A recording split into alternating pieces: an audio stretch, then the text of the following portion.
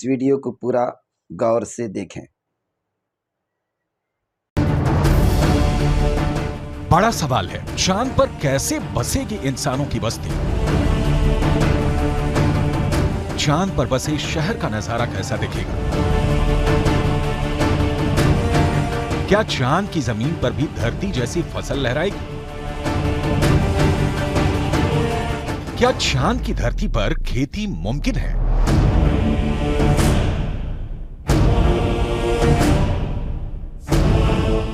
विज्ञान कहता है कि चांद पर अभी इंसानों के रहने लायक वातावरण नहीं है, लेकिन नासा का कहना है कि आने वाले वक्त में चंद्रमा की धरती को रहने लायक बनाया जा सकता है। लेकिन दावे के मुताबिक चांद पर बसने वाली बस्ती नहीं होगी सस्ती।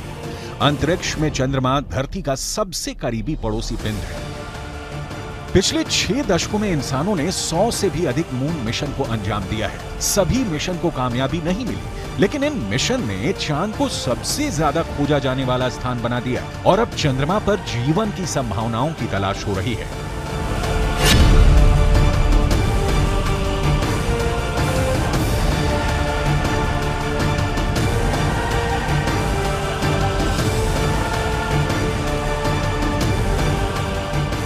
अभी तक चंद्रमा से जुड़ी कई हैरान कर देने वाली जानकारियां सामने आई हैं।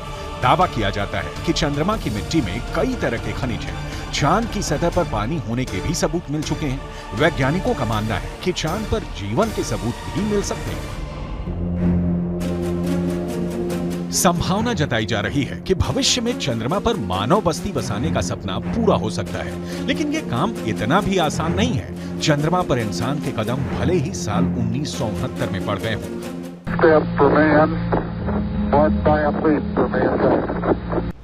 लेकिन कड़वी सच्चाई ये भी है कि 1972 के बाद से किसी भी अंतरिक्ष यात्री ने चांद पर कदम नहीं रखा।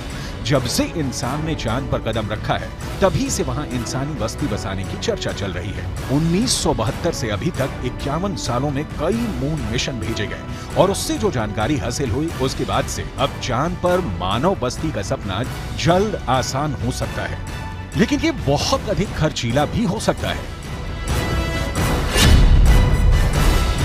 क्योंकि अगर चंद्रमा पर कॉलोनी शुरू करने के लिए धरती से सामान भेजने होंगे तो ये काफी महंगा साबित होगा। एक अनुमान के मुताबिक सिर्फ 100 लोगों के लिए चांद पर जरूरी सामान भेजने के लिए करीब 1.25 लाख करोड़ रुपए का खर्च आएगा।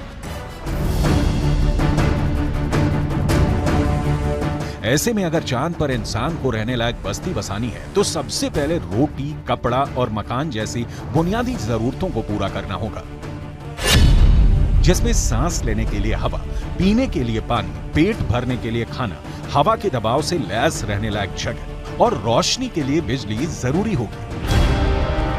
दावा है कि इनमें से ज्यादातर जरूरतों को चांद से ही पूरा किया जा सकता है। चंद्रयान 1 की मदद से चांद पर पानी होने की पुष्टि हो चुकी है। पानी की खोज के बाद इसरो अब चांद पर जमी बर्फ का विश्लेषण करने में जुटा है। चांद की सतह की बनावट को समझने में लगा है। नासा के मुताबिक चांद के दक्षिणी ध्रुव पर बर्फ है। बर्फ के साथ साथ वहां दूसरे प्राकृतिक संसाधन भी हो सकते हैं। साल 1998 में नासा ने मून मिशन के तहत ये बताया था कि दक्षिणी ध्रुव पर हाइड्रोजन है। नासा का दावा है कि अधिक मात्रा में हाइड्रोजन होने की वजह से वहां बर्फ होने की संभावना है। इसके अलावा चांद के दक्षिणी ध्रुव पर बड़े बड़े पहाड़ और कई गड्ढे हैं। ज्यादातर गड्ढे ऐसे हैं जहां अरबों साल से अंधेरा है। अमेरिका के नासा के मुताबिक घुप अंधेरे के बीच यहां बर्फ का जमाव हो सकता है। अंदाजा यह भी है कि चांद के दक्षिणी ध्रुव पर अरबों सालों से पानी बर्फ के रूप में जमा हो सकता है। अगर चंद्रयान 3 का लैंडर और रोअर चांद पर बर्फ की मौजूदगी की पुष्टि कर देते हैं तो वहां मानव बस्ती बसाने की संभावना और बढ़ जाएगी।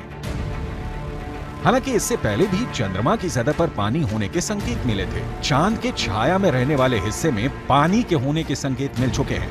वैज्ञानिकों को चांद के उस हिस्से में पानी होने के साक्ष्य भी मिले हैं जहां सूर्य का सीधा प्रकाश पड़ता है। ऐसे में अगर चंद्रयान 3 चांद के दक्षिणी ध्रुव पर पर्याप्त बर्फ होने की पुष्टि कर देता है तो चांद की सतह पर मौजूद बर्फीले पानी से इंसानों की बस्ती और चंद्रमा पर अर्थव्यवस्था के लिए आधार को तैयार करने में मददगार साबित हो सकती है। आइए रसायन विज्ञान की भाषा में समझ लेते हैं कि ये कैसे मुमकिन हो सकता है।